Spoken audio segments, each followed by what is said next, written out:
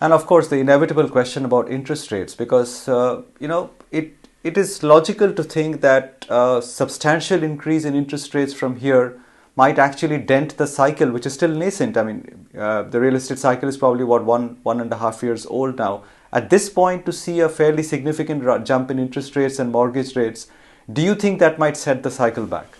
Well, of course, it will have some impact, but my view is that overall the sector can absorb even increased interest rates from these levels. If you look at it, mortgage rates at around 8%, which is where we are today, is actually one of the lowest we've been in the country's history, really. We, of course, went even lower as a response to the pandemic and had exceptionally attractive interest rates and affordability for that year, first year and a half of in response to the pandemic.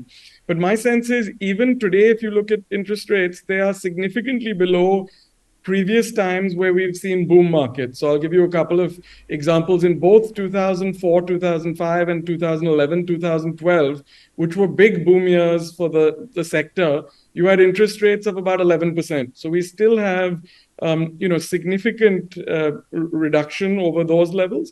You also have, as a general case, affordability being at much better levels today than it's been at any time in our history, again, with the possible exception of last year.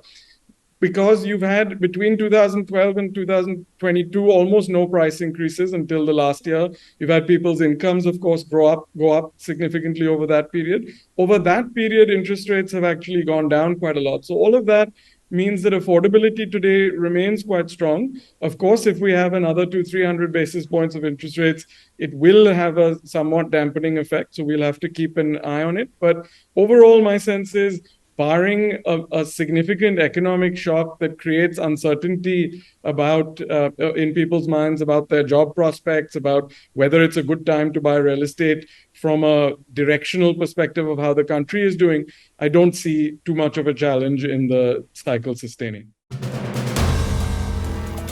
If you like the video, do like, comment, share and subscribe.